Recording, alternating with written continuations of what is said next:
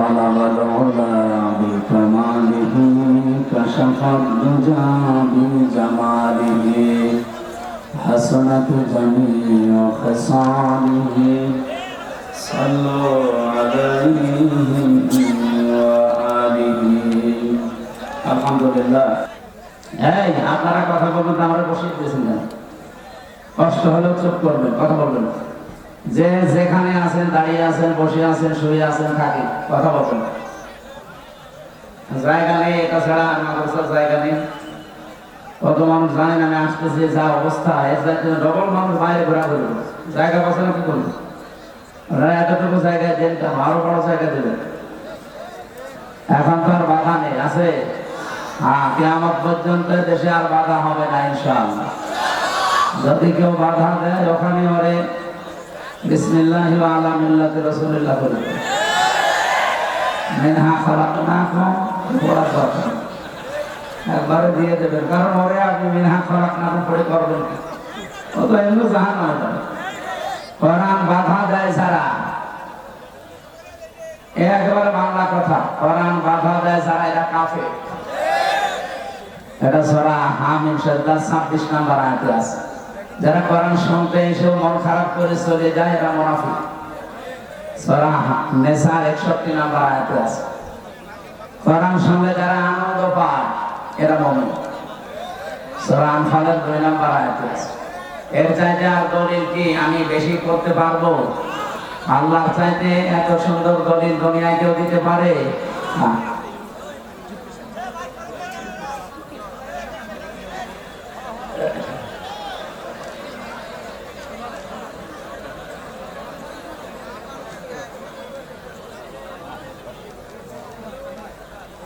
সম্মানিত উপস্থিতি, সামনে বসা যারা আছেন, মুসলমান ভাই এবং বোনেরা, প্রশাসনের ভাইরা, প্রাণ প্রিয় বগুড়াবাসী, পর্দার আড়ালে আসে আমার সম্মানিত মা এবং বোনেরা, সবাইকে নিয়ে আজকে আল্লাহর দরবারে শুকরিয়া জানাচ্ছি। মাত্র আর একটা দিন আছে, গুরুত্বপূর্ণ একটা মাস আমাদের সামনে ছায়া ফেলতে যাচ্ছে, রমজানুল মুবারক। রমজান শব্দের শাব্দিক অর্থ হচ্ছে পুড়িয়ে ফেলা, শেষ করে দেওয়া, নিঃশেষ করা। এই আপনারা এদিকে তাকান, কি পোড়াতে এসেছে? আজকে একটা ভিডিও দেখছিলাম, কারা যেন বানিয়েছে, কাওয়া কাকুকে নিয়ে আসতেছে একজন সাজিয়ে, যে কাওয়া কাকুর আগমন, পাশে যারা আছে ওরা বলছে জ্বালিয়ে দেন, পড়িয়ে দেন। কথা হচ্ছে, তার মানে ওরা কি জ্বালাতে পোড়াতে আসে রমজানের মতো? আর রমজান এসেছে আমাদের অপরাধ গুলো জ্বালিয়ে দিতে। আমাদের যে সমস্ত অপরাধ আছে আল্লাহ রাব্বুল আলামিন রমজানের মাধ্যমে সব জ্বালিয়ে পড়িয়ে সারখার করে দিতে চান। পৃথিবীতে আল্লাহ যত নিয়ামত মানুষকে দিয়েছেন, আমরা আজকে 2টা ফরজ আদায় করব। আজকে একটা ফরজ বিষয় জানবো, আর একটা সব ফরজের বড় ফরজ কোনটা ওইটা জানবো। এই কথা বুঝতেছেন? একটা হচ্ছে ফরজ, আর সব ফরজের ভেতরে বড় ফরজ। এই 2টা বিষয় আজকের আলোচনায় আমরা ক্লিয়ার করে বাড়ি যাব। কারণ 500 ফরজ আছে কোরআনে কারিমে, তার ভেতরে আজকে কয়টা জানা হবে বলেন তো? আরো জোরে বলেন। 2টা। এ মাদ্রাসার সম্মানিত অধ্যক্ষ, হাজারো আলেমের উস্তাদ এখানে বসে আছেন। এরপরে যিনি আলোচনা রাখলেন আপনাদের বগুড়ার সন্তান মাওলানা আব্দুল সালাম, অন্যান্য সম্মানিত ব্যক্তিবর্গ। রমজানুল মুবারক আমাদের একেবারে মাথার উপরে। আজকে সৌদি সহ মুসলিম বিশ্বের অনেক দেশে তারাবি চলছে। এখন অনেকের জায়গায় শেষ হয়ে গেছে, কাবা শরীফে তারাবি চলছে। সুতরাং আমরা আগামীকাল থেকে তারাবি যেহেতু আরম্ভ হবে, রমজান মাস, এটা 1500 বছর আগে দুনিয়ায় ছিল না। কথা বললেন না কেন? ছিল না? রমজানের এই মর্যাদা ছিল না। আপনি আজকের এই দিন পর্যন্ত 70 বার সুবহানাল্লাহ বললে যে সওয়াব পাবেন, কালকে রমজানুল মুবারকে একবার বললে সে সওয়াব। আজকের দিন পর্যন্ত যদি 70 রাকাত নামাজ পড়েন একাধারে, যে সওয়াব হবে কালকে শুধু 1 রাকাত নামাজে সেই সওয়াব হবে। সুতরাং আমরা এমন একটা বরকতময় মাস পেতে যাচ্ছি, সবচাইতে গুরুত্বপূর্ণ হচ্ছে শাহরু রমাদান। এই সেই মাস যার নাম রমজান, আল্লাযী উনজিলা ফীহিল কুরআন, যে মাসে আল্লাহ কোরআনে কারীম নাযিল করেছেন। আমি এখান থেকে কয়েকটা প্রশ্ন নিলাম। 1 নম্বরে, রমজান 1500 বছর আগে ছিল না? ছিল না? কিন্তু দাম ছিল না। সফরের যেমন দাম, রজবের যেমন দাম, শাবানের যেমন দাম, ঠিক এরকম একটা নাম ছিল রমজানে। তো কিসের জন্য এত মর্যাদা বেড়ে গেছে? কোরআন। বলেন বলেন। আল্লাযী উনজিলা ফীহিল কুরআন, যেই মাসে আল্লাহ কোরআন নাযিল করেছে। সুতরাং এখানে একটা বিষয় পরিষ্কার, রমজানের কোনো মূল্য না, মূল্য কোরআনের। বলেন না কেন? বিয়েতে যারা বরযাত্রী যায়, 1000 বরযাত্রী নিয়েছে, মাত্র বর 5 জন। কয়জন? 5 জন বর দিলে বিয়ে হবে? এই আপনারা কথা বলেন, কি সমস্যা কি? চুপ করেন না। এটা ইবাদত চলছে এখন, ইবাদতের মতো। নামাজ একটা ইবাদত, নামাজে দাঁড়িয়ে এদিক ওদিক একটু হালকা তাকানো যায়, একটু হালকা গল্প করা যায়। ওইটা যদি না যায়, এখানে যাচ্ছে কোন কাজ? এখান থেকে যান, লাগবে না, বসুন।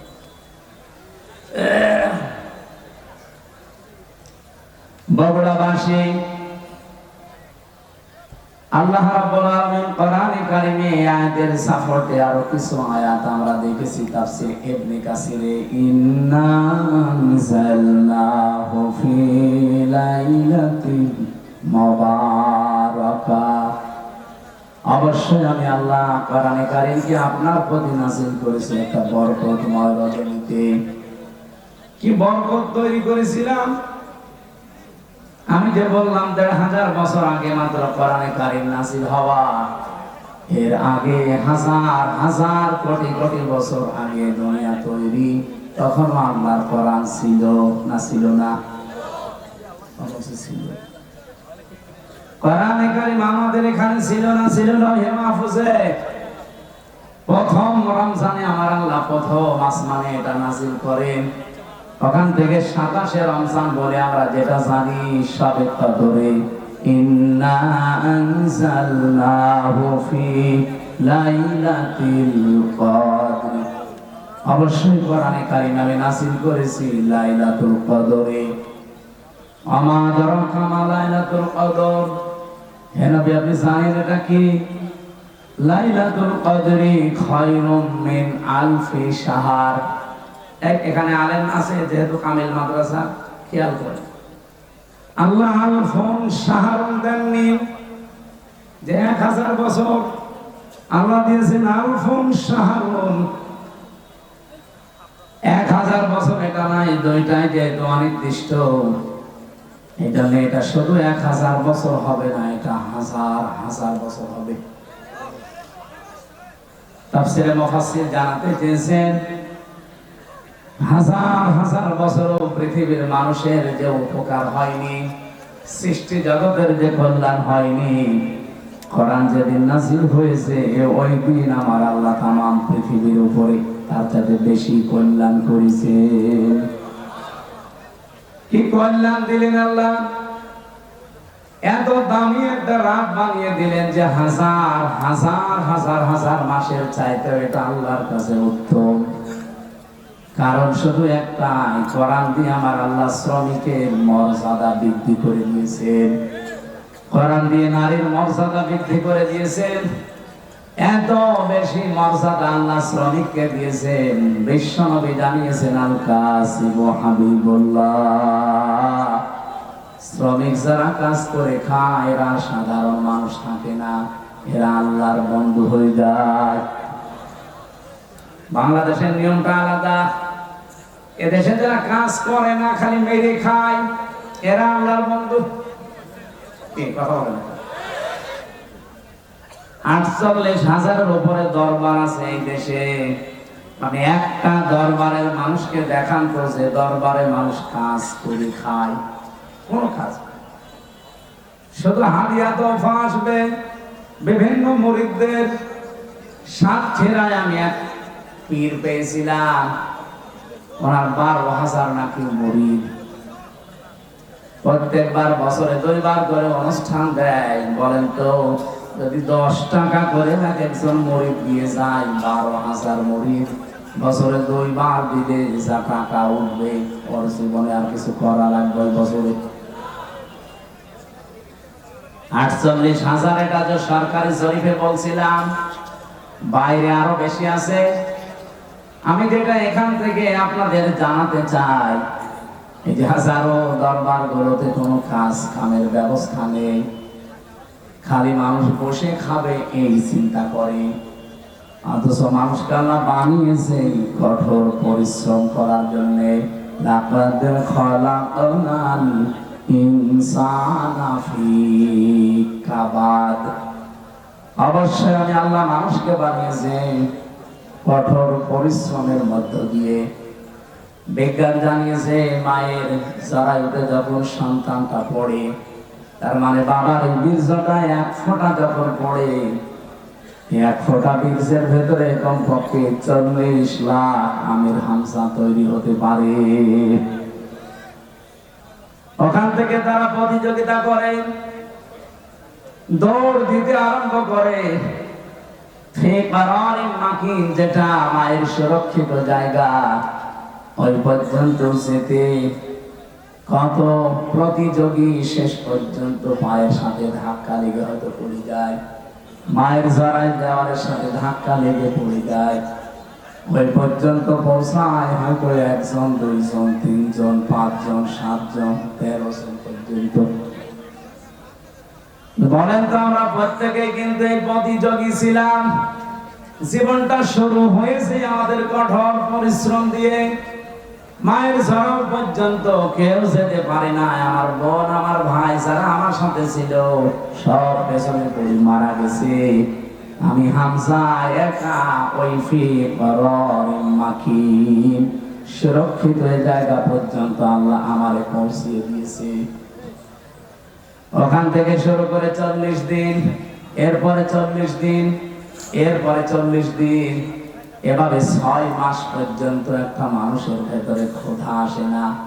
6 মাসের পরে যখন ক্ষুধার উদ্রেক দেখা দেয়, রব্বুল আলামিন মায়ের মাসিক অসুখ বন্ধ করে তখন নাবির সাথে তার যোগ করে দেয়। এটা আস্তে আস্তে আপনাকে কত স্ট্রাগল, কত কঠোর পরিশ্রমের মাধ্যমে উপরে তুলতেছে।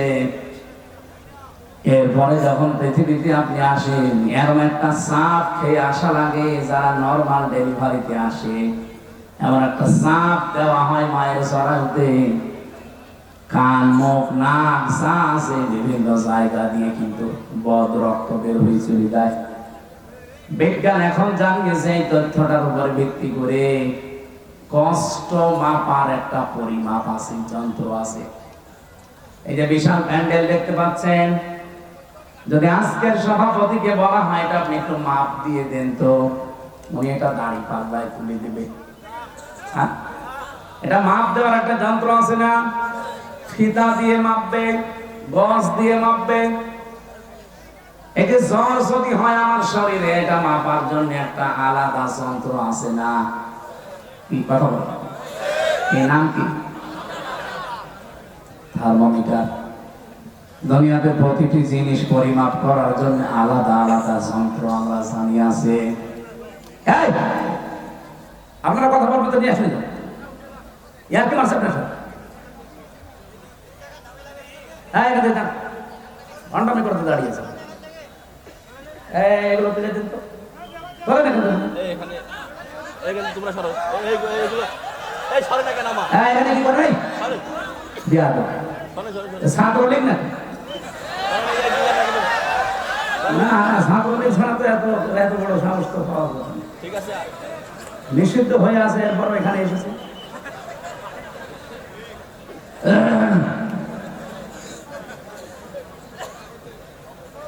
কে নিষিদ্ধ না? ওরা নিষিদ্ধ ছিল, সেখানে আসবে কেন?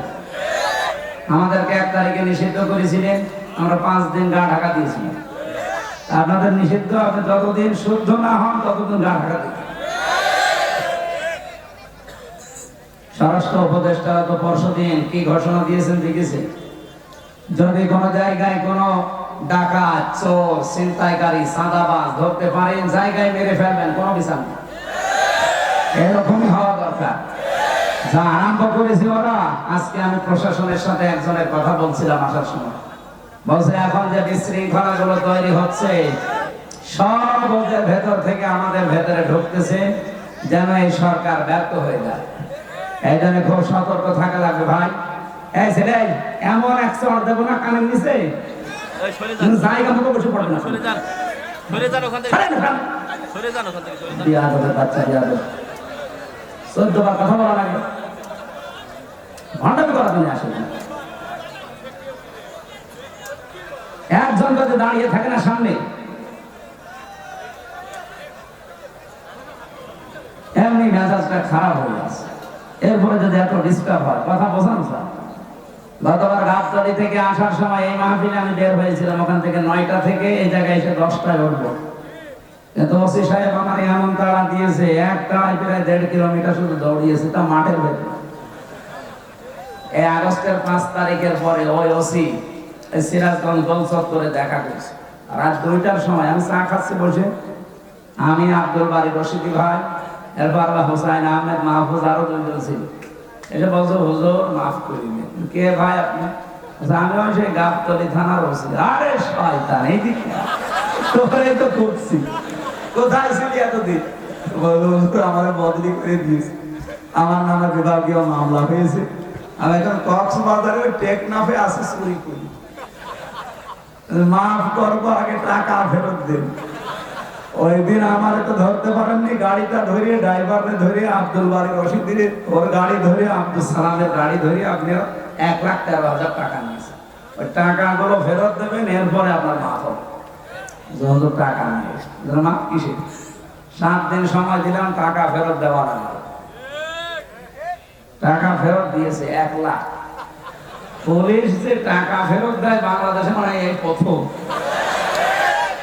তাছাড়া আপনি পেয়েছেন পুলিশ 10 টাকা ফেলে ছাড়ে না।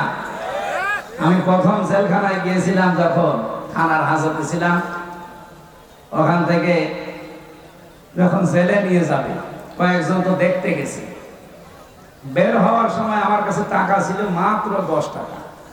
আমরা বলছো টাকা, টাকা পাবো কোথায়? বলছে না আমরা জানি, আপনাকে যারা দেখতে এসেছিল কিছু দিয়েছে। আল্লাহ জিব্রাইল সব বলে দিচ্ছে। শেষে 10 টাকা দিলাম, তাও খুশি।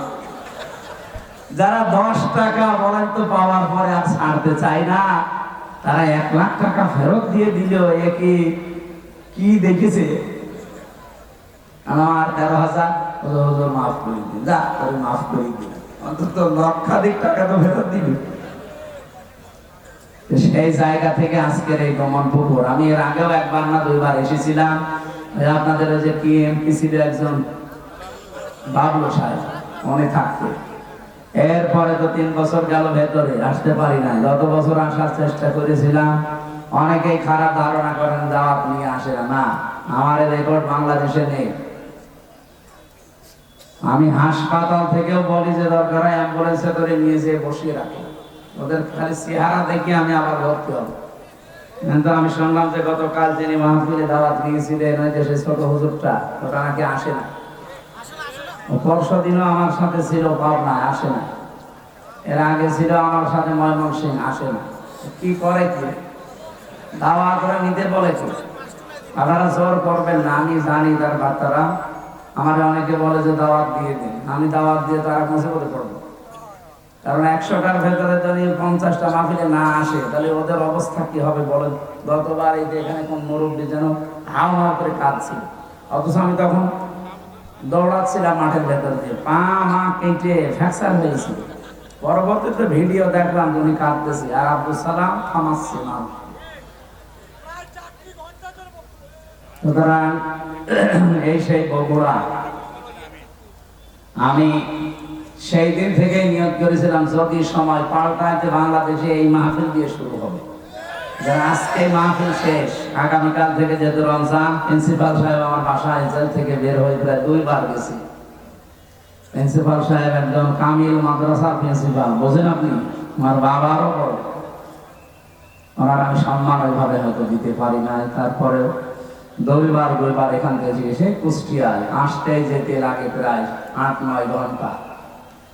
এই সময় ব্যয় করে উনি আপনাদের দেখানোর জন্য যে এবার আশা করি আর কেউ বাধা দিতে পারবে না। আর এখন বাধা দেওয়ার কেউ নেই, বাধা দিলে আমি আদেশ দিয়ে দিলাম, স্বরাষ্ট্রমন্ত্রীর আদেশ মেরে ফেলবে।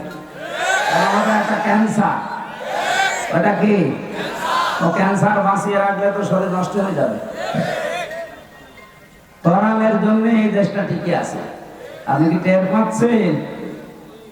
এই দেশটা কোরআনের জন্য টিকে আছে, আর এখানে কোরআন থাকবে। 96% মুসলমান আমরা এই দেশে। কি নামাজ কম বেশি না পড়তে পারি, রোজা না রাখতে পারি, কোরআন শরীফ সম্পর্কে কিছু বললে দল বেদল নেই, তারই দেখে নেব। কারণ কিয়ামতের দিন কোন কোরআন শরীফ যদি বলে আল্লাহ আমি এর পক্ষে, তুমি মাফ করে দাও, আল্লাহ বলে যা মাফ করে দিলাম। এজন্য কোরআন যেন বিপক্ষে না যায়। আল কোরআনও হুজ্জাতুন লাকা ওয়া আলাইকা, কোরআন যার পক্ষে সাক্ষী দেবে আল্লাহ তাকে জান্নাত দিয়ে দেবে, যার বিপক্ষে যাবে ও যত বড় পীরের মুরিদ হোক ও জাহান্নামে যাবে। এখানে আব্দুল বারী রশিদি সাহেবের উপরে, আব্দুল সালামের উপরে যাদের রাগ, মন খারাপ, ভুল বোঝেন না, এটা আমাদের কোনো দোষ নেই। কোরআন শরীফ আমি মাথায় নিয়ে বলতে পারি, আমি 100 চেষ্টা করেছিলাম। ওখানে আমি 8টা থেকে 9টা 1 ঘন্টা কথা বলেছি গাবতলীতে, ওটা ঠিক মতো হয়ে গেল। সেই দিনও মনে হয় প্রধান অতিথি ওখানকার আওয়ামী লীগের একজন সভাপতি নাকি যেন উনি ছিল। ওর পরে এখানে একজন ভিপি ছিল প্রধান অতিথিকে আমি জানি না, শাহিন নাকি, হ্যাঁ, ওনারে আমি কল দিয়েছিলাম ওই দৌড়াতে। উনি বলছে হুজুর আপনি আসলে আমি তুলতে পারবো না, তাই আপনি যদি না পারেন আমি যাবো কোথায়? শেষে সিএনজি দিয়ে, মোটরসাইকেল দিয়ে কোথা থেকে সিরাজগঞ্জ পর্যন্ত পালিয়ে এইভাবে হয়। আর আপনারা রাগ করেন যে উনি আসলো না, আমি আসবো কি করি? মানে তো আসতে দেয় না। এই জন্য এখন বলছে আসেন, এই মাইক দিয়ে দিলাম, এখন মাইক কেড়ে নেন। ও মায়ের দুধ খেয়েছেন, আমি দেখবো, আসে মাইক ছেড়ে দিলাম, কেড়ে নিন।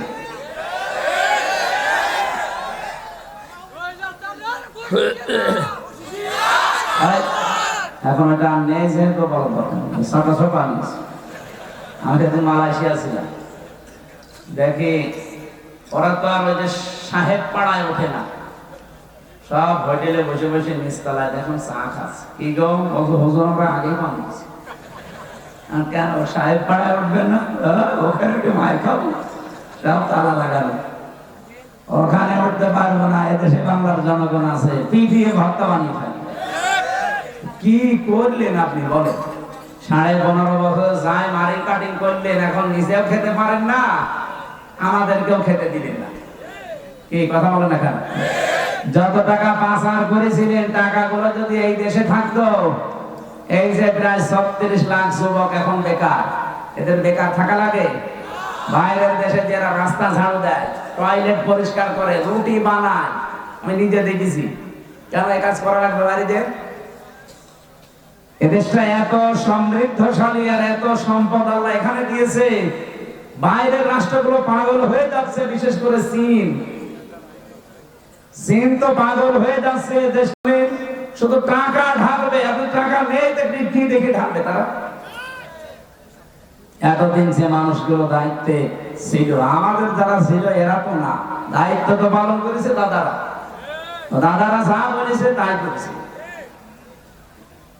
ওরা আমাদেরকে ভয় দেখাতো আমরা নাকি না খেয়ে মারা যাবো। আরে ভাই, আমাদের বছরে 1 মাস না খেয়ে থাকা ফরজ। কালকে থেকে 1 মাস না খেয়ে থাকা কি বলেন? কেন? আল্লাহর হুকুম তো আছে, আরো 27টা কায়দা আছে। রব্বুল আলামিন বলেন ওয়ান তাসুমু খায়রুল লাকুম ইন কুনতুম তা'লামুন। যদি তোমরা রোজা রাখো, সিয়াম সাধনা পালন করো, তোমাদের জন্য ভালো হবে, উপকার হবে যদি তোমরা বোঝো। আয়াতটা নিয়ে চিন্তা ভাবনা করলাম, না খেয়ে থাকার ভেতরে আবার উপকার কি? কষ্ট হইতো। কি না খেয়ে থাকার ভেতরে কষ্ট, উপকার কিসের? দুইটা বিষয় আমি পেয়েছি। এক নম্বরে রব্বুল আলামিন বলেন, রমজানের দ্বারা যেহেতু আমার উদ্দেশ্য মানুষ তাকওয়া অবলম্বন করবে, ইয়াউমা নাহশুরুল মুত্তাকিনা ইলার রহমানি ওয়াফদা। সূরা মারইয়ামের 85 নম্বর আয়াত। কিয়ামতের ওই ময়দানে যখন লক্ষ কোটি কোটি মানুষেরা হাজির হবে, ওই ময়দান থেকে কিছু মানুষকে আল্লাহ আলাদাভাবে অতিথি বানিয়ে রায়্যান নামক দরজা দিয়ে প্রবেশ করাবে। তারা হচ্ছে মুত্তাকি। বলেন তো রোজা রাখার দ্বারা উদ্দেশ্য কি? মুত্তাকি। বলেন বলেন। এরপরের আয়াতে দেখেন, ওয়ানাসুকুল মুজরিমিনা ইলা জাহান্নামা বিরদা। রব্বুল আলামিন বলেন, যারা পাপিষ্ঠ এদেরকে আমি আল্লাহ তৃষ্ণার্থ, বিরদা মানে তৃষ্ণার্থ, ক্ষুধার্ত অবস্থায় ধাক্কা দিতে দিতে জাহান্নামের দিকে নিয়ে যাব। আমি চিন্তা করলাম, বিরদা দিল কেন আল্লাহ? এমনিতেই ধাক্কা দেন, আমি জাহান্নামে পড়ে যাই, আবার আমাকে দুর্বল করবেন, তৃষ্ণার্ত করবেন, ক্ষুধার্ত অবস্থায় নিয়ে যাবেন কেন? আমার ছোট্ট মাথায় এসেছে এখান থেকে পৃথিবীতে আল্লাহ রোজা দেওয়ার পেছনে যত কারণ, তার অন্যতম কারণ ধনীদেরকে আল্লাহ বোঝাতে চায় যে না খেয়ে থাকলে কি হয় দেখ। যেহেতু মানুষেরা অনেকেই না খেয়ে থাকে, ক্ষুধার্ত থাকে, তৃষ্ণার্ত থাকে, তাদের ওই দুঃখ, কষ্ট, যন্ত্রণায় ধনীদেরকে আল্লাহ বোঝানোর জন্যই রোজা দিয়েছেন। এই রোজা যারা রাখে নাই, এই মুসলিম, এই পাপিষ্ঠদেরকে আল্লাহ এমন ধাক্কা দেবে যখন ক্ষুধার্ত এবং তৃষ্ণার্ত থাকবে। বলেন নাউজুবিল্লাহ। রোজা রাখার দ্বারা 3 নাম্বার উপকার যেটা, মানুষ যেহেতু মুত্তাকি হবে, দুনিয়ায় যেহেতু মুত্তাকিদের অনেক কষ্ট হয়, এই জন্য মুত্তাকি মানুষগুলো শুধু চোখ বন্ধ করতে দেরি হবে। ওয়া উযলিফাতিল জান্নাতু লিল মুত্তাকিনা গায়রা বাঈদ। রব্বুল আলামিন বলেন, আমার মুত্তাকি বান্দাদের দুনিয়ার জীবন শেষ হলে ওদের আর কোনো কষ্ট নেই, এমনকি জান্নাতেও হেঁটে যাওয়া লাগবে না। উযলিফাত এই শাব্দিক অর্থ হচ্ছে নিকটবর্তী করে দেবে আল্লাহ। আপনাকে জান্নাত ডাক দিয়ে কাছে নিয়ে তারপরে ঢোকাবে, আপনাকে হেঁটে জান্নাতে যাওয়া লাগবে না। গায়রা বাঈদ, দূরে থাকবে না। জান্নাত আপনার একেবারে কাছাকাছি আল্লাহ পাক পৌঁছিয়ে দেবে। জান্নাতের নিয়ম হচ্ছে, জান্নাতের কোনো দরজা বন্ধ থাকে না। হাত্তা ইযা জাউহা ওয়া ফুতিহাত আবওয়াবুহা ওয়া ক্বাল। এই আয়াতটা আমি সেলখানায় যেয়ে বুঝেছি। এর আগে আমি বহু তাফসীর পড়েছি, আলেম যারা আছেন তাদেরকে বলছি। এবার আপনারা হয়তো এটা জেনেছেন কিনা আমার জানা নেই। জেনে যাবার পরে আয়াতটা আমার কাছে ক্লিয়ার হয়েছে এইভাবে, আল্লাহ পাক জাহান্নামের যত জায়গায় বর্ণনা দিয়েছেন কোরআনে, জাহান্নামের দরজাগুলো বন্ধ থাকবে এই কথা আছে। জাহান্নামের দরজা কি থাকে? সব বন্ধ থাকে, সব সময় 24 ঘন্টা অলওয়েজ। এইটা পেয়েছি আমি।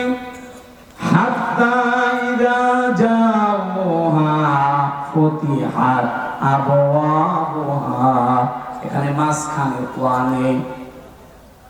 আল্লাহ পাক বলেন, জাহান্নামের ফেরেশতারা যখন ধাক্কা দিতে দিতে ওকে জাহান্নামের গেটে নিয়ে যাবে, জাহান্নামের দরজা তো সব সময় বন্ধ থাকে।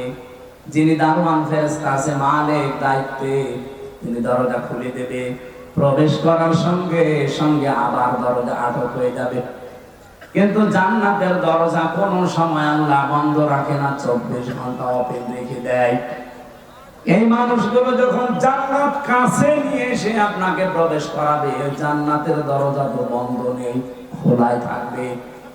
জেলখানায় গিয়ে একটা বুঝলাম এইভাবে, আমি এর আগে জানতাম না যে জেলখানা এভাবে 24 ঘন্টায় বন্ধ থাকে।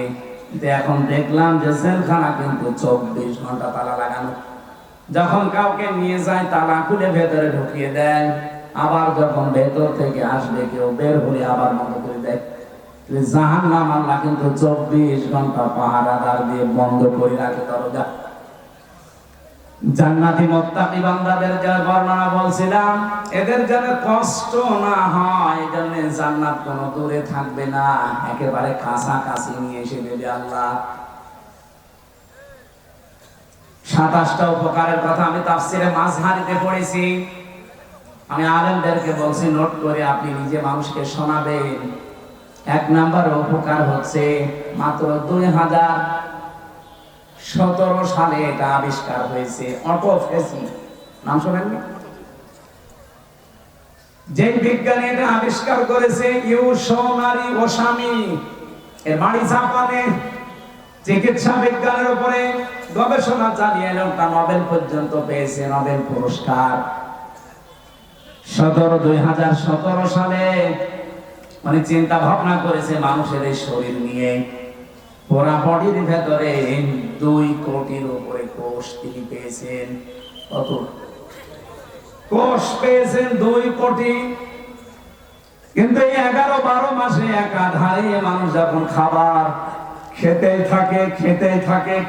থাকে, তখন ওই পাশাপাশি কিছু কোষ তৈরি হয়। ওই কোষগুলো শরীরের এই 3.5 হাত বডিতে 2টা ক্ষতি করে। 1 নম্বরে আপনার শরীরে হয় ক্যান্সার হবে, না টিউমার হবে। বিজ্ঞান এখন 5.5 কেজি রক্ত পেয়েছে আমাদের শরীরে। এই 5.5 কেজি রক্তের ভেতরে 5 প্রকার ক্যান্সার হয়, আর টিউমার হয় 3 জাতির।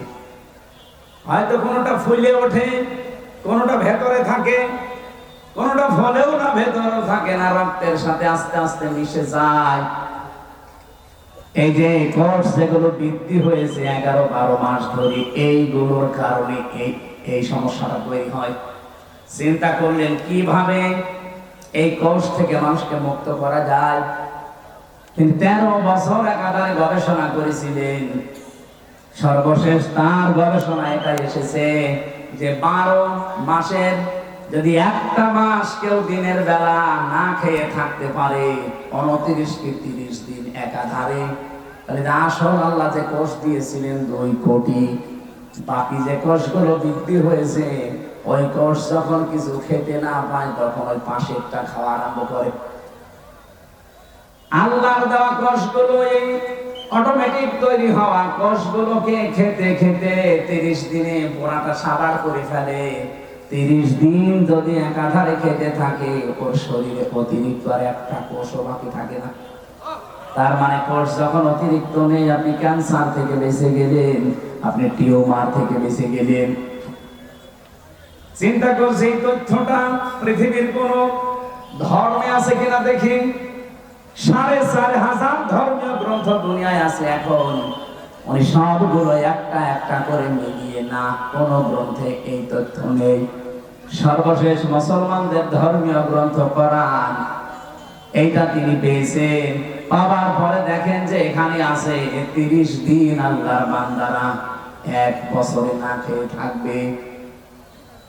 এই তো পেয়েছি আমি যা মনে করেছিলাম। 13টা বছর আমি গবেষণা করে যা পেয়েছি, মুসলমানদের ধর্মীয় কিতাবে এটা অনেক আগেই দেওয়া আছে। আল্লাহ পাক যে বলেন তাসামু খায়রুল লাকুম ইন কুনতুম তা'লামুন, অবশ্যই রোজা রাখলে তোমাদের উপকারী হবে যদি তোমরা এটা বুঝতে পারো। যেহেতু বিজ্ঞানী এখন বুঝেছে, তথ্য আমরা পেয়ে গেছি, এজন্য ফামান শাহিদা মিনকুমুশ শাহরা ফালিয়াসুম, তোমাদের ভেতরে কেউ যদি রোজার মাস একবার পেয়ে যায়, আল্লাহ বলেন অবশ্যই সে যেন রোজা রাখে। এটা কিন্তু গত বছর যারা আদায় করেছে এবছরে অনেকে কবরে চলে গেছে।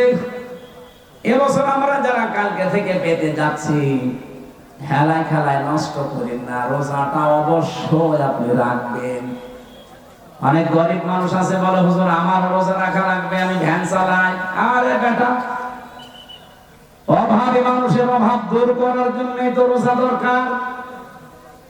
কারণ রোজার দ্বারা আল্লাহ যেটা মানুষকে তৈরি করে দিতে চায় তার নাম কি? তাকওয়া। বলেন বলেন, আরো জোরে বলেন। কোরআনে কারীমের সূরা বাকারার 183 নম্বর আয়াত আমরা পড়েছিলাম। এই দিকে তাকান। রব্বুল আলামিন বলেন, ইয়া আইয়ুহাল্লাযীনা আমানু কুতিবা আলাইকুমুস সিয়াম। ওহে যারা ঈমানের দাবি করো তাদেরকে বলছি আমি কিন্তু রোজার বিধানটা লিখে দিলাম। কি করলাম? পৃথিবীর কোন বিধান আমি লিখে দিলাম এমন কথা কোরআনে আপনি পেয়েছেন? আরেকটা আছে, কুতিবা আলাইকুমুল কিসাস, কিসাসের বিধান লিখে দিলাম। কুতিবা আলাইকুমুল কিতাল, কিতালের বিধান আমি লিখে দিলাম। এই দুইটা ছাড়া পুরা কোরআনে আমি কোন বিধান আল্লাহ লিখে দিয়েছেন পাইনি। হ্যাঁ পেয়েছি, ওগুলো আল্লাহ ফরজ করেছেন। এজন্য সেখানে ফারদ ওয়াজ পাবেন, ফরদুন। কিন্তু রমজানের ব্যাপারে আল্লাহ কথা বলতে গিয়ে বলেন কুতিবা আলাইকুমুস সিয়াম, আমি কিন্তু লিখে দিলাম সিয়ামকে।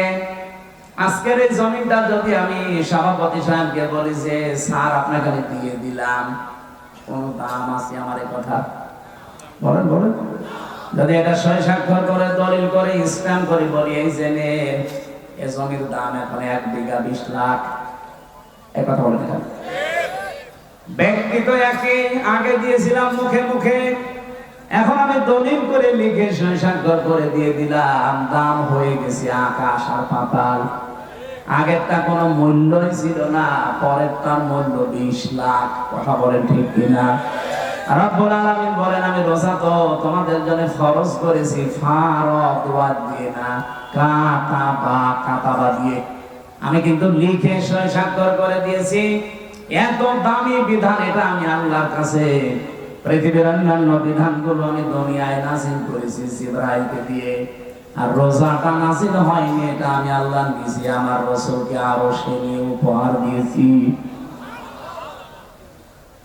বিশ্বনবী মুহাম্মদ রাসূলুল্লাহ 50 ওয়াক্ত নামাজ পেয়েছিলেন। ভালো করে শুনবেন, আমি বলার জন্য বলছি, শোনার জন্য শুনবেন না, এখানে কিছু নেওয়া লাগবে। 50 ওয়াক্ত নামাজ পেলেন তিনি, 6 মাস রোজা পেলেন, আনন্দে আসছিলেন। প্রতিমধ্যে হযরতে মুসা নবীর সাথে দেখা। হযরতে মুসা ডাক দিয়ে বলেন, ইয়া রাসূলুল্লাহ, আপনার মর্যাদা আমার সাথে বেশি, কিন্তু অভিজ্ঞতা আপনার সাথে আমার বেশি, কারণ দুনিয়ার জীবন আমি পার করে এসেছি। আপনি তো জানেন না বাস্তবতা কি। আপনার উম্মতের যে অবস্থা, 60-70 বছরের বেশি ছাড়া বাঁচে না, আর আমার উম্মত 1500 2000 বছর হায়াত পেয়েছে। ওরা পাহাড় কেটে বাড়ি বানিয়েছে, এত শক্তিশালী ছিল।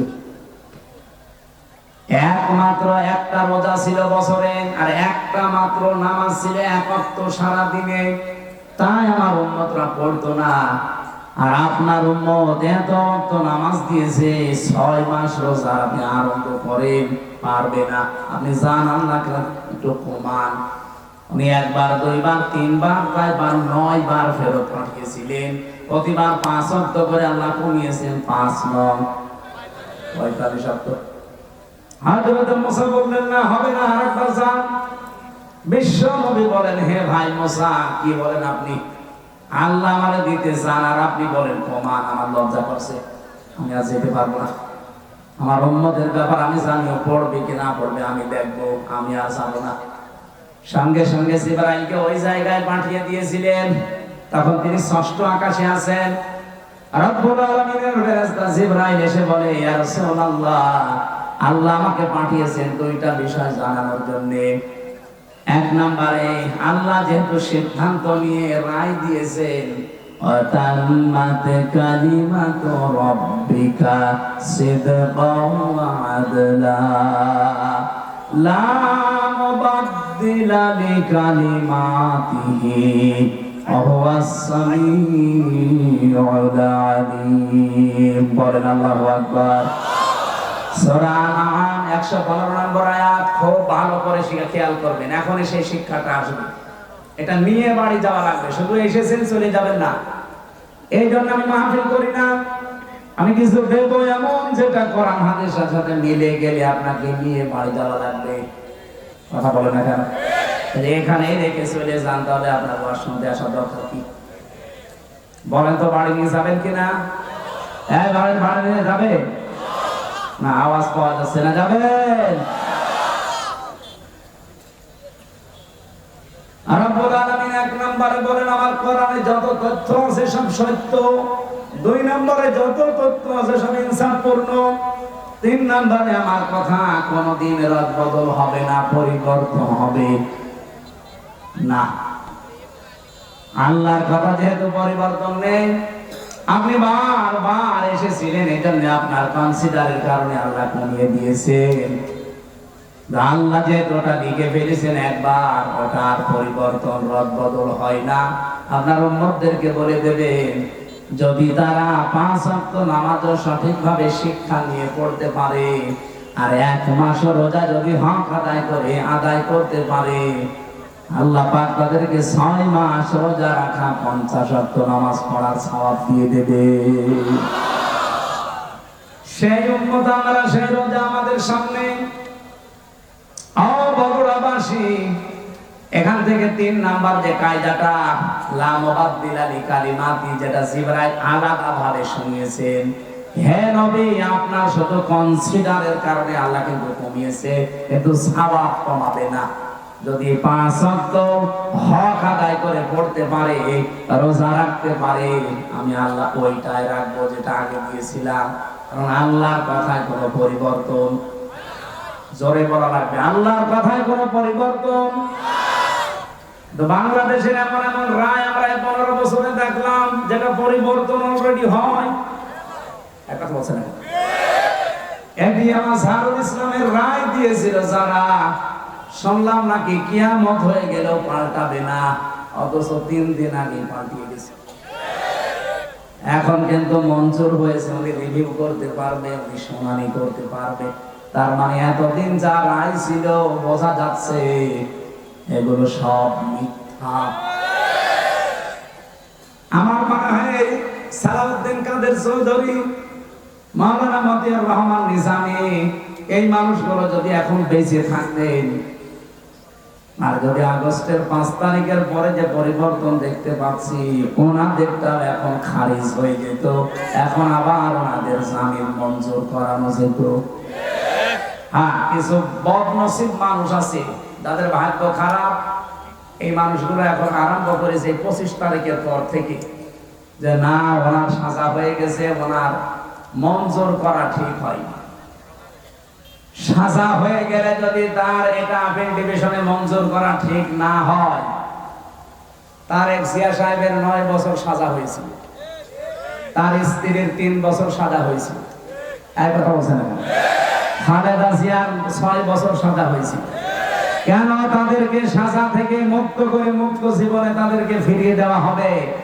ওনাদের মামলা ইনাদের মামলা, সাজা তো সবারই এক। আপনি কেন পক্ষপাতিত্ব করেন? এই কথা যদি কেউ বলে, আল্লাহর অভিশাপ তার উপরে, তার বিবেক বুদ্ধি সব মারা গেছে। সালাউদ্দিন কাদের চৌধুরী চট্টগ্রামের, উনি বেঁচে থাকলে এখন মুক্ত জীবনে ফিরে আসতে পারতেন। আমার যতটুকু বাস্তবতায় ধারণা, হাসিনার আমলে 15.5 বছরে যারাই মিথ্যা মামলা, মিথ্যা সাক্ষীর কারণে জীবন নষ্ট হয়েছে, কোনো বিচার লাগবে না, কোনো রায় লাগবে না, সব ছেড়ে দেওয়া হবে। কিসের বিচার? ও তো সব বানিয়ে বিচার করেছিল। নয়তো খালেদা জিয়ার নামে যে মামলা দিয়েছে, আপনি বলেন তো, এতিমের টাকা আত্মসাৎ করা মামলা, এই টাকা আরো 6 ডবল বৃদ্ধি হয়েছে, তার তো আরো নোবেল দেওয়া দরকার, আর তারে আরো 6 বছর জেলে দিয়েছে। এগুলো কেন দিয়েছে? এক কাপড়ে তারে বাড়ি থেকে বের করে তারে 6 বছর জেলে, এমনকি এই কঠিন অবস্থায় তারে ফেলে রাখা ট্রাক দিয়ে বাড়ির সামনে, সবগুলো হাসিনার শুধু রাগের বহিঃপ্রকাশ। ও কিন্তু অলরেডি বলেও ফেলেছে যে আমি ওই বাড়ি থেকে খালেদাকে দাঁড়িয়ে দেব, একবার নিয়ত করেছিলাম, সেই নিয়ত উনি দেখালেন। ম্যাডাম ওই দিন এক কাপড়ে বের হয়েছে, কান্নাকাটি করেছিল, তামাম দুনিয়া কেঁদেছে তার কান্না দেখি। অথচ এখনো পর্যন্ত অনেক মানুষ বলছে না, ওগুলো সব ভুলে গেছি, বাবা শাহজালাল সব হালাল। হালাল করবে? হালাল করে কি হয়েছে? ইতিহাসে 54 বছরের দিকে তাকান, কি হয়েছে আপনি টের পাচ্ছেন?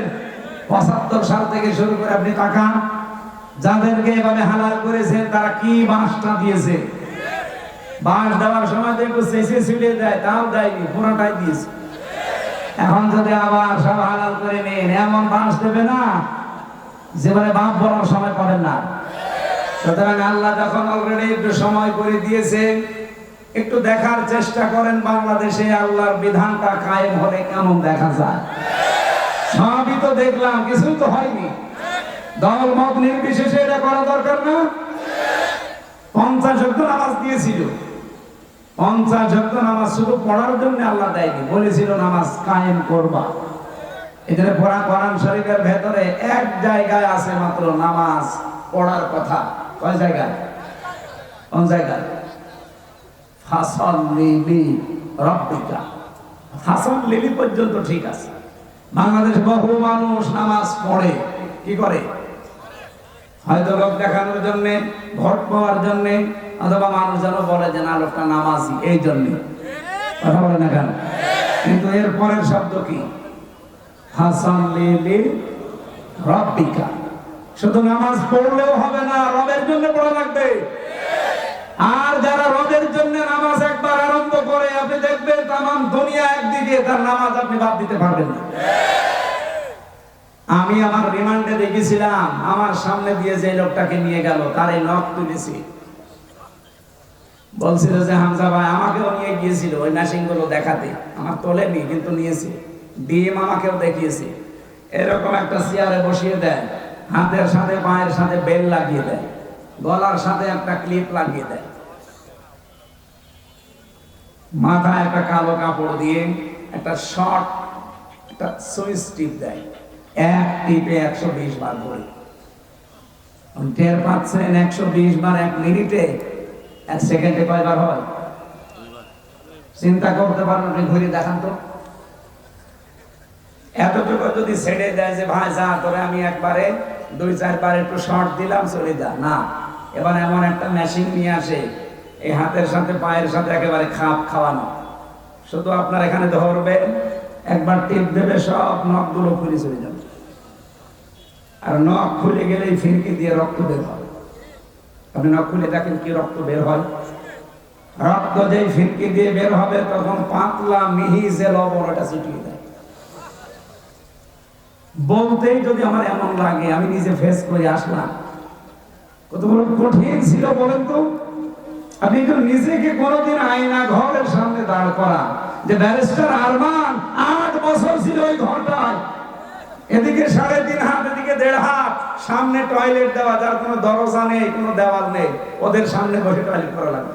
আমি নিজে করেছি। জেলখানায় তো তাও অন্তত 1-1.5 হাত টয়লেটের দরজা দেওয়া আছে, আর ওখানে কোনো দরজা নেই, আবার পার সাথে চেন বাঁধা থাকে। আপনি কতক্ষণ থাকতে পারবেন এইভাবে? 2 দিন, 5 দিন, 7 দিন। ওটা লোক 8 বছর কাটিয়েছে, 10 বছর কাটিয়েছে আমার আজমি ভাই। এখনো পর্যন্ত অনেকে জালেমের সাফাই গায় আর বলে না এটিএম আজহারুল সাজা প্রাপ্ত মানুষ, ওনারে মামলায় জামিন দেওয়া হবে কেন? ওরে জবাই করা দরকার। সরকার হাসিনার আবার মামলা কিসের? ও তো যা করেছে সব রাগে পড়ে ওর বাবার ওই হত্যার প্রতিশোধ নেওয়া। ওর বাবার নাম শুনলে আজ পর্যন্ত কোন মানুষ কথা বলেছে যে শহীদ বঙ্গবন্ধু? না, আমি পাইনি। কিন্তু আপনাদের বগুড়ার সন্তান শহীদ জিয়া নাম শুনলে মানুষ আগে শহীদ বলে।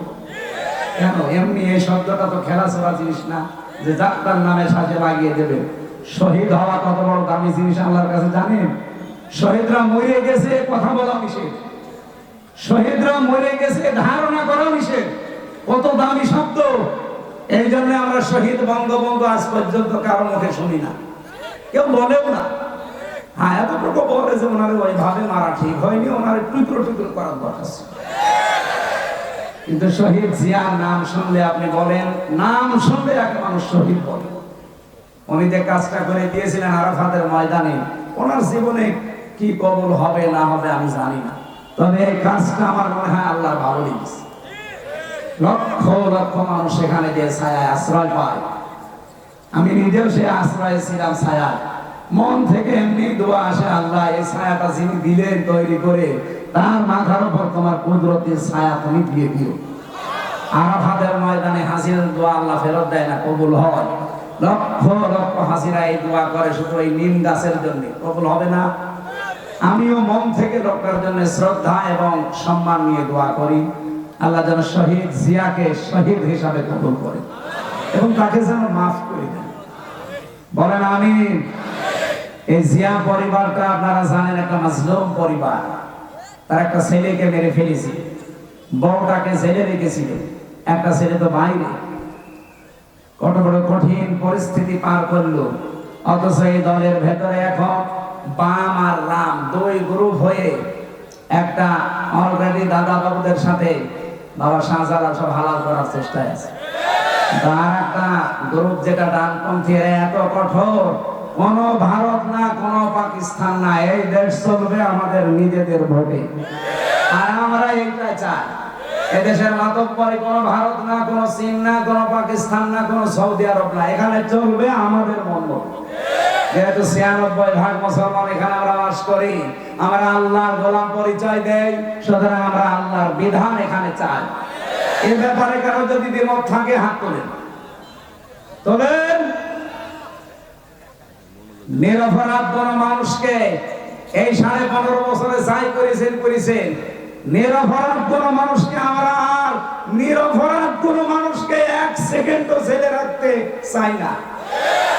এই জন্য ১৫.৫ বছরে যারা মিথ্যা মামলার আসামি, যারা মিথ্যা সাক্ষীর জন্য জীবনটা শেষ করে দিল, আমরা চাই কোনো বিচার করার দরকার নেই।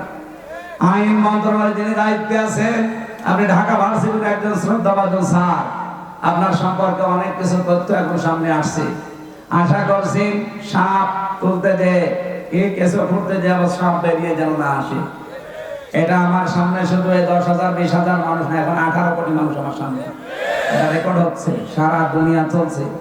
সবার পক্ষ থেকে আমি আহ্বান জানাচ্ছি, আমার ইমানের দাবি থেকে এটিএম আজহারুল ইসলামকে নিঃস্বার্থে মুক্তি দিয়ে তার কাছে ক্ষমা চাওয়া। এই কথা বলেন না কেন? এই বৈধ দাবিতে আপনারা নেই? কারা আছেন দেখে তো ভাই, লিল্লাহে তাকবীর। দেখেন তো হাত বলে দিকে।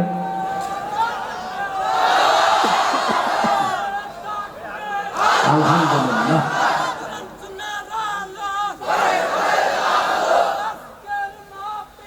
আমার ভাইরা,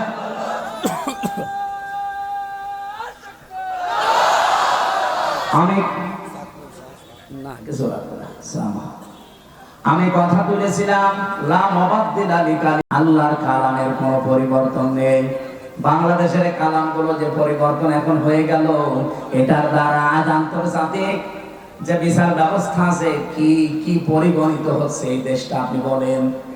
সারা বিশ্ব থেকে দেখেন ধিক্কার আসবে যে এই যে বানানো বিচার ব্যবস্থা, ট্রাইব্যুনাল, সবগুলো একজনের আদেশে চলেছে, আর ওনাকে আদেশ দিয়েছে ওনার দাদারা। কথা বলে না কেন? কি মান থাকলো দেশের? আমাদের দেশটা ডুবিয়ে ফেলেছে একেবারে। সারা দুনিয়া থেকে এখন কিন্তু কথা অলরেডি আসতেছে যে তাহলে এটিএম আজহারুল ইসলামকে যদি সত্যি এখন রিভিউ মঞ্জুর করে, তাহলে এর আগের গুলো এরকমই ছিল। এটা তো সব দেখছি বানানো ছিল। ট্রাইব্যুনালও বানানো, বিচারপতিও বানানো, সাক্ষীও বানানো, প্রসিকিউটর বানানো। এই কথা বলছে না? যিনি বাদী মামলার তিনিও বানানো।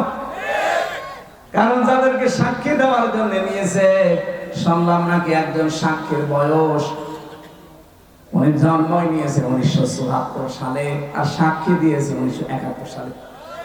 তার মানে পেটের ভেতরেও আসে নাই, তখনই সাক্ষী দিয়ে ফেলেছে। এটা যে পুরা একটা বানানো শখ ছিল, এদেশের মানুষ এখন একেবারে ১০০% বুঝে ফেলেছে।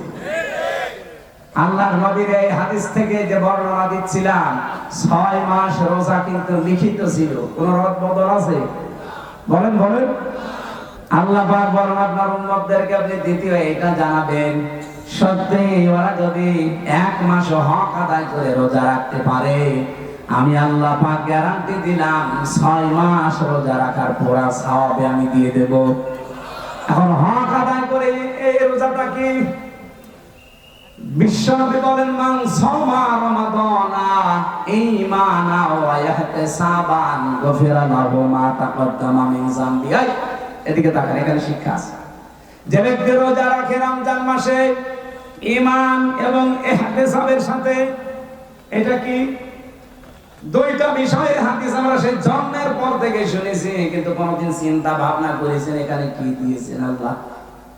যে ব্যক্তি রমজানের রোজা রাখে দুইটা জিনিস নিয়ে, এদিকে তাকান, এখানে কথা বলুন তো, পরে একটু পরে আগে এই দুইটা শুনে তারপরে যাবেন। আমি আপনাকেও জিজ্ঞাসা করবো প্রিন্সিপাল সাহেব, আপনাকে বলা লাগবে, এতদিন পড়াচ্ছেন, এই দুটা বলা লাগবে। কেউ যদি সত্যি রমজান মাসে রোজা রাখে কয়টা জিনিস সামনে নিয়ে বলেন। এক নম্বরে ঈমান, কিসের সাথে? এখন প্রশ্ন আসতে পারে আমার ঈমান তো আছে, আমি তো ঈমানের সাথে রোজা রাখি না। আপনি কি ঈমান যদি দাবি করেন যে আমার ঈমান আছে, মাস্ট বি আপনাকে ঈমানের আগে একটা কাজ করা লাগবে। ওইটা যারা করে না তাদের ঈমান থেকে না।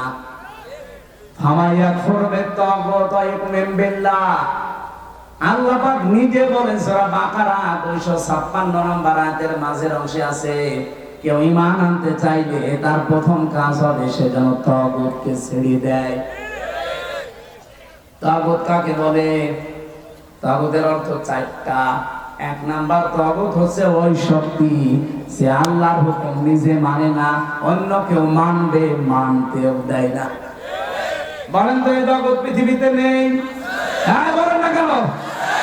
চারিপাশে আমাদের এই যে শক্তি আছে, নিজেও মানে না, কেউ মানবে, মানতেও দেয় না। দুই নম্বরে তাগুত শয়তান।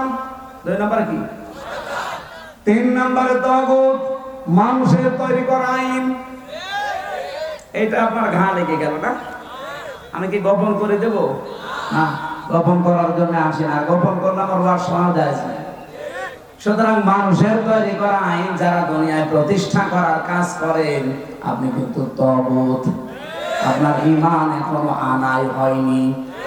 আর আপনার এই যে ঈমান দিয়ে আপনি রোজা রাখবেন, রোজার যে পরবর্তী শব্দ গফিরা লাহু মা তাকদ্দামা মিন যামবি, আপনার সব অপরাধ আল্লাহ মাফ করে দেবে কি করে? আপনি তো রোজা রেখেছিলেন ঈমান ছাড়া। আপনি কি মনে করেন যে পৃথিবীর অন্যান্য ধর্মে যারা আছে তারা রোজা রাখে না? আমি বাইরের দেশগুলোতে ইহুদিদের সাথে মিশেছি, খ্রিস্টানদের সাথে মিশেছি, বৌদ্ধদের সাথে মিশেছি, আর মুশরিক তো পাশে আছে। এদের সাথে তো পিরায় দেখা হতো আগে, কারণ এই বাংলাদেশের ছাড়া আমার বেশি অনুষ্ঠানগুলো ভারতে হয়েছে। আশপাশে কোনো প্রদেশ আমার বাক নেই। এটা আপনাদের চাইতে ওদের সাথে আমার মেলামেশা বেশি আছে। দেখেছি এই বিশ্বের যে কয়টা নাম বলছি, প্রত্যেক জাতি কম বেশি রোজা রাখে, কিন্তু তাদের রোজা আমাদের আল্লাহর নির্দেশ এবং রাসূলের দেখানো পথে না। খ্রিস্টানরা রোজা রাখে, ওরা ইফতারি করে না। ইহুদিরা রোজা রাখে, ওরা সেহরি করে না। আর হিন্দু যারা কেউ মরে গেল, ওরাও রোজা রাখে, উপোস থাকে, ওরা সেহরিও নেই, ইফতারিও নেই। আমাদের নবী যে আনন্দের কথা জানিয়েছেন, লিসাইমি ফারহাতুন ইনদা ফিতরিহি ওয়া ফারহাতুন ইনদা লিকাই রাব্বিহি। ইবনে মাজাহ শরীফের হাদিস। নবীজি বলেন প্রতিটি রোজাদারের জন্য দুইটা আনন্দের জায়গা আছে। এক নম্বরে ও যখন ইফতারি নিয়ে বসবে সারা দিনের পরে, তখন একটা আলাদা আনন্দ আল্লাহ তাকে দান করবে। দুই নম্বরে যখন রোজাদাররা রায়ান নামক দরজা দিয়ে প্রবেশ করে আল্লাহর সাক্ষাৎ পাবে, এটা সবচাইতে বড় আনন্দের বিষয়। অন্যান্য জাতির রোজা কি আমাদের মতো? বলেন। প্রথম নম্বরে কি বললাম? রোজা রাখতে হলে আপনাকে এক নম্বরে ঈমান, ঈমানের সাথে। আর ঈমান আনতে হলে আগে আপনাকে তাগুত ছাড়া লাগবে। যারা আল্লাহর বিধান মানে না, মানতে দেয় না, এটা মাইনাস। শয়তান মাইনাস। এখন যদি বলেন শয়তান পাবো কোথায়? আছে, শয়তান নেই? যারা অহংকার করে তারা শয়তান, যারা অপচয় করে তারা শয়তান, যারা যৌনতা ছড়ায় তারা শয়তান। এরকম সৃষ্টিতে নেই। আসতে বলেন কেন নেই? শয়তান খোঁজা লাগে। শয়তান তো তারা যারা অহংকার শয়তান তারা যারা অপচয় করে, শয়তান তারা যারা নিজেদেরকে যৌন অঙ্গ যেগুলো গোপন রাখা দরকার এগুলো মানুষকে দেখায়। শয়তান খোঁজার জন্য আমেরিকায় যাওয়া লাগবে? বগুড়াতেও শয়তান আছে না? এইগুলো থেকে মুক্ত হবে। 3 নম্বরে, মানুষের তৈরি করা আইন যারা কায়েম করতে চায় এরা শয়তান। এই তাগুতের সাথে যারা আছেন তাদের রোজা হচ্ছে, এগুলো ছেড়ে দিয়ে রোজা রাখেন, ঈমান হইল। 2 নম্বরে ইহতিসাব। ইহতিসাব মানে এটা হিসাব থেকে এসেছে। আপনাকে একেবারে পঙ্খানো হিসাব নিকাশ করে করে সামনের জীবন আপনি চালাবেন। কি দিয়ে? আল ফুরকান। কোরআনের 55টা নাম আছে, তার একটা নাম হচ্ছে ফুরকান। নাম কি? সত্য মিথ্যা পার্থক্য করে বাকি জীবন আপনাকে চালানো লাগবে। আমি বলেছিলাম না আজকে একটা ফরজ জানাবো, আর সব ফরজের বড় ফরজ জানাবো। ফরজ হচ্ছে রমজানের রোজা, আর সব ফরজের বড় ফরজ হচ্ছে কোরআন দিয়ে হক আর বাতিল পার্থক্য করে বাকি জীবন চালানো। এই ফরজটা মানা যাবে না, এইটা এখন দরকার। রমজান আসবে, চলেও যাবে 30 দিন পর, কিন্তু আপনি যদি হক আর বাতিল পার্থক্য করে কোরআন দিয়ে জীবন চালাতে না পারেন, আপনার বড় ফরজ আদায় হয়নি, কিয়ামতে ধরা খাবে। আল্লাহ তাআলা এগুলো এমনি দেয়নি আপনাকে। ইউরিদুল্লাহু বিকুমুল ইসরা ওয়া লা ইউরিদু বিকুমুল উসরা ওয়া লিতুকমিলুল ইদ্দাতা ওয়া লিতুকাব্বিরুল্লাহা আলা মা হাদাকুম ওয়া লাআল্লাকুম তাশকুরুন। ইয়াদের ব্যাখ্যা আমি পড়েছি। এই আমার উপরে কথা বলে কারা কইরা? শেষ করে দেবো নাকি? বেশি রাত হয়ে গেছে, সেহরি খাওয়া লাগবে আজকে নাকি? সেহরি কালকে, ইনশাল্লাহ কালকে। আর একটু কথা বলবো না, শেষ করে দেবো। রোজা রাখাই লাগবে, মাস্ক দিয়ে, আর হক আর বাতিল পার্থক্য করে কোরআন দিয়ে সামনের জীবন চালানোই লাগবে। তাছাড়া রোজার কোনো উপকার আপনি পাবেন? বলেন। রোজাদারের জন্য অন্যতম উপকার হচ্ছে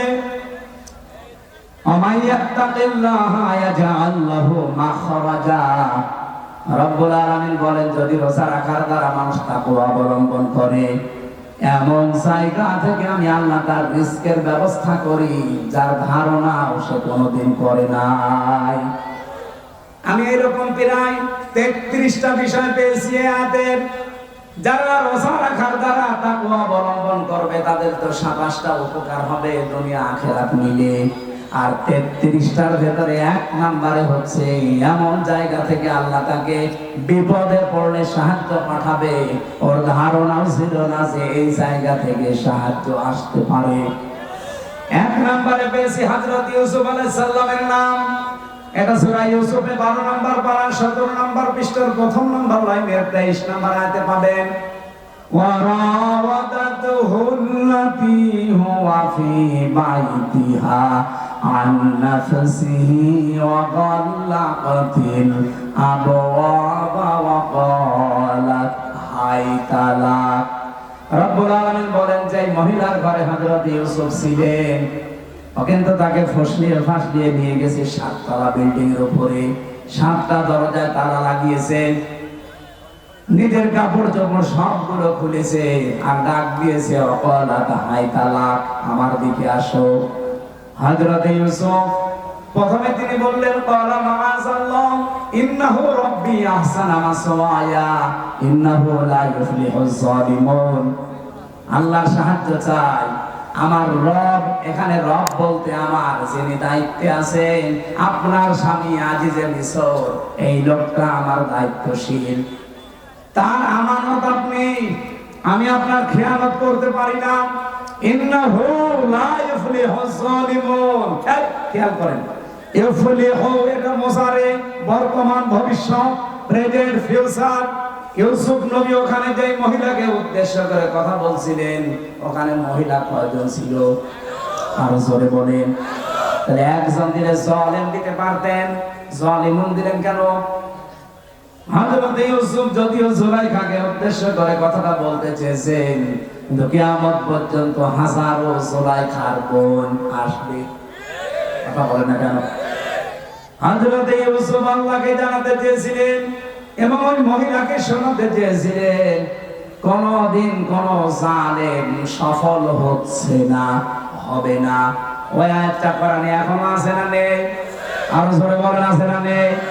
সুতরাং যারা জালেম হবেন, চর্মচোখে মনে হবে অনেক কিছু পাচ্ছি, অনেক উন্নতি হচ্ছে, যদি জুলুম আপনার ভেতরে পাওয়া যায়, আল্লাহর কসম কোনদিন আপনি সফল হতে পারবেন না। যে জায়গার ইচ্ছা করেছিলেন ওখানে যাওয়ার আগে আপনার পতন হবে। পৃথিবীর কোন জালেম সফল হয়নি এর আগে, কোনদিন আর হবে। যদি হয় তাহলে আয়াত মিথ্যা হয়ে যাবে, আল্লাহ তার কোরআন মিথ্যা করবে। এখানে কোন জালেমকে আল্লাহ সফল হতে দেয় না। আর জালেমের বিরুদ্ধে আল্লাহ নিজে কিয়ামতে মামলা দায়ের করবে। বাংলাদেশে 1628 জন মানুষ দায়িত্বে ছিল, এখনো 100 জনের প্রায় 90 জন ওই রকম মানুষই আছে, যারা এই তিনটা নাম নির্বাচন করেছে, ডিসি, এসপি, টিওনো। আমার মনে হয় এগুলোকে সব এই মুহূর্তে ঝাঁটাই করা দরকার। কারণ এরা যদি থেকে আবার নির্বাচন হয়, সংস্কার না করে ওই আবার দিনের ভোট রাতে হবে, আবার 154 জন হবে, কথা বলছে না কেন? আমরা চাই এগুলো একটা যেন না থাকে, যারা আছে সবগুলোকে বিদায় করে। এই 15.5 বছরে যারা বৈষম্যের শিকার ছিল তাদেরকে নিয়ে এসে বসান। আমি কি বেশি বলছি? এটা না করে আবার নির্বাচন করেন, ওই আবার দিনের ভোট রাতে হয়ে যাবে। কারণ সেই ওসি, সেই ডিসি, সেই টিওনো এখনো পর্যন্ত আছে না। এই জন্য 1628টা চেয়ারে একটাও পুরাতন মানুষ থাকা যাবে না। গত কয়েকদিন আগে প্রায় 44টা ডিসি অলরেডি পাল্টিয়ে গেছে, তাদের অবসরে দিয়ে দিয়েছে বাধ্যতামূলক। ডক্টর মোহাম্মদ ইউনূস, 2 নবীর নাম নিয়ে বসে আছে। মোহাম্মদ ইউনূস, কয় নবী? 2 নবীর নাম নিয়ে কাজ করছে যে না একটাও রাখবো না। যেগুলো জালেমকে সাহায্য করেছে একবারে 54 জন, 44টা ডিসি শেষ। বলছে আপনারা বাধ্যতামূলক অবসরে। বলছে না, আমাদের তো এখনো বয়স শেষ হয়নি। না, শেষ হয়ে গেছে। নির্বাচনের আগে হাসিনা যেমন করেছিল, চাচা এরশাদের কাছে যে বলছে আপনি অসুস্থ, বলছে কই আমি তো ভালো না, আপনার চলে হাসপাতালে ভর্তি করে একটা ইনজেকশন দিয়ে শুয়ে রেখেছে। আমার মনে হয় এটাই করা লাগবে। এই 1628টা যারা আছে একটাও আমরা দেখতে চাই না। আমি নাম নিলাম না, পাশের জেলা নাটোরের সর্বোচ্চ পর্যায়ে যিনি দায়িত্বে ছিলেন, উনি বৈষম্যের শিকার হয়ে 15.5 বছর ওএসডি হয়েছিলেন। পরবর্তীতে এসে একটা দায়িত্ব পেয়েছে, ওনার সাথে আমি গোপনে কথা বলছিলাম। উনি বলছিল হুজুর এখনো পর্যন্ত 100 জনের 90 জন ওই শয়তানরা আছে। আপনারা আমরা চিল্লা পাল্লা করে কি ওগুলো পাল্টানো লাগবে কি? 9 দফার ভেতরে সংস্কার একটা নেই, কথা বলে না কেন? আমরা চাই একটাও যেন না থাকে। নির্বাচনের আগে সব পাল্টাতে হবে, সব পাল্টিয়ে এরপরে নতুন মানুষ দিয়ে নির্বাচন করে এদেশে যারা যাবে তাদেরকে আমরা ওয়েলকাম জানাবো। কিন্তু জালেম হবেন না। যদি জুলুম করে, হানিফের বাড়ির দিকে তাকান, কুষ্টিয়া জুলুম করার কারণে তার বাড়ি ভালো মাটির সাথে মিশে যায়নি, ওর পায়খানার প্যান পর্যন্ত মানুষ খুলে নিয়ে চলে গেছে। এজন্য আগামীতে যারা আসবেন চেয়ারে বসবেন, যদি জুলুম করেন কারো উপরে, 5 বছর পরে দেখবেন আপনার বাড়িও শ্মশান হয়ে গেছে। গতকালকে ঝিনাইদহ ছিলাম, হুজুর এই জায়গায় হিরণ চেয়ারম্যানকে পিটিয়ে মারার পরে ন্যাংটা করে পেছনে বাঁশ দিয়ে খাড়া করে দিয়েছে। এই জায়গাটা দেখলাম, হিরণ চেয়ারম্যান কত অত্যাচার করেছে নারী পুরুষের উপরে। জুলুমের প্রতিশোধ 5 তারিখে একেবারে বিকালে 1 ঘন্টার ভেতরে মানুষ পিটিয়ে মেরে ফেলেছে জায়গায়। এরপরে আবার টানিয়ে রাখছে ও রাস্তার মোড়ে টানিয়েছে, পেছনে দিয়েছে বাঁশ আর ওই ছোট ঠ্যাং কেটে ফেলেছে। কি অপমান বলে! কারণ জালেমদের উপরে রাগ কার? আল্লাহ নিজে। আল্লাহ বলেন আমি নিজে মামলা দেব। ইন্নামাস সাবিলু আলাল্লাযিনা ইয়াজলিমুনা নাস। জালেম যারা ওদের বিরুদ্ধে আমি নিজে মামলা দায়ের করব। বাংলাদেশে আমার যাদের উপরে হাসিনার মামলা ছিল কেউ খালাস পায়নি। তারেক জিয়া থেকে শুরু করে, খালেদা জিয়া থেকে শুরু করে, এটিএম আজহারুল, আমির হামজা, মামুনুল হক, দেখে হাসিনা যার বাদী সবগুলো জেল খেটেছি। কারণ সর্বোচ্চ যিনি, তিনি বাদী হলে আপনি আর যাবেন কার কাছে? আর কিয়ামতে যিনি সর্বোচ্চ কে? উনি বলছে আমি বাদী হব মামলা, অর্থাৎ কোন উকিল দাঁড়াবে। এজন্য আমরা যেন জালেম হয়ে না যাই। ইউসুফ নবী এইটা ইঙ্গিত দিয়েছিলেন, ইন্নাহু লা ইউফলিহু যালিমুন, জালেম দিতে পারতেন, জালিমুন দিয়েছিলেন। কোন জালেম সফল হয়নি, সফল হবেও না কোনোদিন। সুতরাং আপনি আমার এই কাজ করবেন। এটা বলার পরে আমি তাফসীরে খাজানের ভেতরে পড়েছি, জুলাইখা সঙ্গে সঙ্গে নিজের শরীরের যত কাপড় ছিল প্রায় সবগুলো খুলে ফেলেছি, নেংটি ছাড়া। নেংটি ছাড়া সব খুলে ফেলে যখন সামনে এসেছে, ইউসুফ নবী নিজের চোখের উপরে হাত দিলেন। কিন্তু মানুষ হিসাবে তার ভেতরে চাহিদা নেই। কি আপনি আয়াতের পরবর্তী আয়াত দেখবেন, 24 নম্বর আয়াত সূরা ইউসুফের, ওয়ালাকাদ হাম্মাত বিহি ওয়া হাম্মা বিহা। জুলাইখা যেমন কাপড় চোপড় খুলে সেনা করার জন্য রাজি, ইউসুফও রাজি। কি প্রিন্সিপাল সাহেব ঠিক আছে এটা? না না মানে ঠিক আছে, আপনি আর বাংলা অর্থ নিয়ে আসেন। ওয়ালাকাদ হাম্মাত বিহি ওয়া হাম্মা বিহা, ইউসুফও রাজি, জুলাইখাও রাজি। না মানে আপনি আমার সাথে বেশি বলছেন, আপনি কম কোরআন শরীফ নিয়ে আসেন। বাংলা তো এটাই লেখা আছে, এভাবে অর্থ করলে ইমান থাকবে।